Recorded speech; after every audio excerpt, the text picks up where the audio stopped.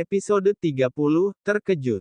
Pagi harinya, Mila terbangun dari tidurnya, ia mengerjap-ngerjapkan matanya yang seperti enggan dibuka dan memegangi kepala yang terasa sakit, rintihnya dengan mata yang belum terbuka, lalu menggeliatkan tubuhnya ke samping dan dengan penglihatan yang masih samar-samar ia melihat dada telanjang milik seorang laki-laki. Apa? Siapa ini? Apa aku semalam mabuk berat dan tidur dengan lelaki? Kok bisa? Enggak. Pakaianku masih utuh, itu berarti aku tidak melakukannya.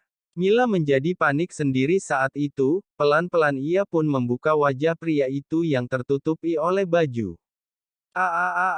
Kakak. Ia langsung terperanjat dari tempat tidur karena saking kagetnya saat melihat wajah laki-laki itu tak lain dan tidak bukan adalah Riko. Woi, Pak. Ngapain Bapak di sini? Ngapain Bapak tidur di rumah saya? Mila menendang-nendang kaki Riko sambil teriak agar Riko segera bangun. Sahut Riko dengan suaranya yang masih berat, kok bisa Bapak masuk rumah saya? Ngapain Bapak tidur di sini? Mana nggak pakai baju lagi? Keluar, pekik Mila, ia juga mencoba mengingat apa yang terjadi semalam, namun kepalanya yang masih terasa pengar membuatnya sulit mengingat kejadian sebenarnya. Kamu tidak ingat?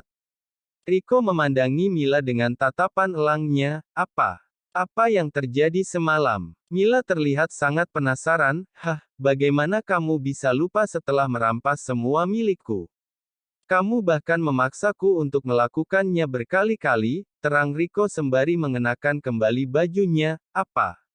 Jadi aku melakukannya. Mila langsung terduduk lemas di lantai, matanya juga berkaca-kaca saat itu. Bagaimana tidak, ia tak percaya dirinya melakukan hal yang tidak seharusnya dengan Riko pula. Kenapa kau tidak bisa mengontrol dirimu, bodoh?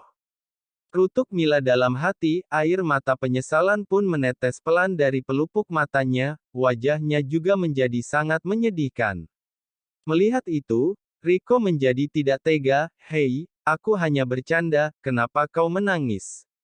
Sungguh kita tidak melakukan apa-apa, Riko berlutut dan meyakinkan Mila, kali ini nada suaranya menjadi lebih lembut.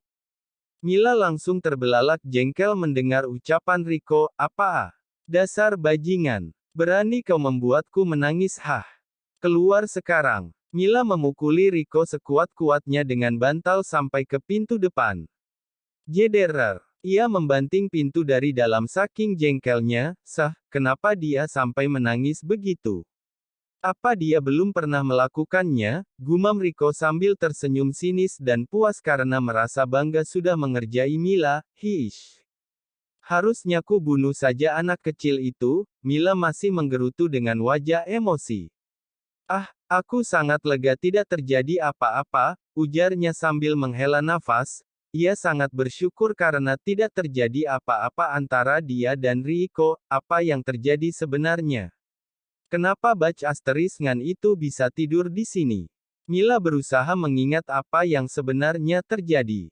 Yang sebenarnya terjadi. Pulang dari pernikahan Farhat, Mila sangat mabuk malam itu, begitu juga dengan Riko. Tadinya mereka jalan terpisah tapi saat hendak masuk ke kamarnya Riko yang mabuk terus menekan kata sandi yang salah. Setelah berulang-ulang menekan sandi, pintu tetap tidak bisa terbuka. Akhirnya Riko yang mabuk meminta untuk tidur di rumah Mila, dan Mila yang juga mabuk pun membolehkan Riko menginap di rumah Farhat. Semua orang sudah berkumpul di meja makan untuk menyantap sarapan. Rianti senyum-senyum sendiri saat melihat mata Melisa yang sembab dan menghitam akibat menangis tadi malam. Kalian terlalu bekerja keras, batin Rianti terkekeh sambil memandangi Farhat dan Melisa bergantian. Farhat ingin menyampaikan sesuatu pada adik-adiknya. Sebelumnya ia sudah membahas ini dengan kedua orang tuanya, dan mereka pun membolehkan Farhat untuk tinggal terpisah. Oh iya, Om berencana membeli rumah sendiri, dan Om akan mengajak Kak Melisa pindah ke sana. Kalau kalian mau ikut bersama kakak kalian Om tidak keberatan, tutur Farhat. Rumah? Untuk apa? Rumah ini saja sudah terlalu besar untuk mereka, kenapa Om Farhat malah ingin membeli rumah lagi? Ujar Melisa dalam hati. Sebenarnya Rianti merasa sedikit berat dengan keputusan Farhat, apalagi adik-adiknya Melisa pasti akan ikut bersama Melisa. Ia merasa sedih karena rumah ini akan sepi lagi seperti saat Farhat tinggal di luar negeri. Ia pun hanya tersenyum kecil sambil memandangi Farhat dengan tatapan penuh harap. "Ayu ikut mama aja, biar mama ada temannya," ujar Ayu sambil memeluk Rianti yang berada di sebelahnya. Tampaknya kebaikan dan kelembutan Rianti berhasil mengambil hati si kecil Ayu. "Benarkah sayang? Anak mama pinter banget sih, makasih ya udah mau jadi teman kecil mama." Rianti membalas pelukan hangat Ayu dengan wajah gembira. Kini ia lega karena suasana rumah besar ini akan tetap hidup. "Nurul juga ikut mama aja, biar teman mama banyak," sahut Nurul sambil menatap lembut. "Rianti, Dika juga, biar ada yang jagain mama," ujar Dika yakin. Mereka memutuskan akan tetap tinggal bersama Rianti, karena mereka bisa melihat raut wajah sedih Rianti saat mendengar Farhat akan pindah dan mengajak mereka bersama. Dika dan adik-adiknya tidak ingin membuat Rianti kesepian dan sedih, karena mereka tahu betul saat Nita masih ada, Nita juga tidak rela berpisah dengan anak-anaknya. Makasih ya kalian sudah mau menemani mama." Rianti terharu akan sifat kompak dan pengertian anak-anaknya. "Kalau kalian semua di sini siapa yang jaga Kak Melisa?" tanya Adit yang tengah asik melahap rotinya. Rianti mengkode-kode Adit dengan wajahnya agar jangan membuat anak-anak bimbang.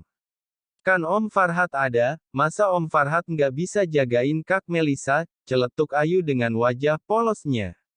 Mereka semua pun tertawa gemas mendengar penuturan Ayu, sementara dalam hati Farhat jingkrak-jingkrak karena adiknya tidak ada yang mau ikut pindah. Itu berarti dia bisa bebas kapan saja mengunboxing Melisa. Mereka memang sangat pengertian, batin Farhat sambil senyum-senyum sendiri.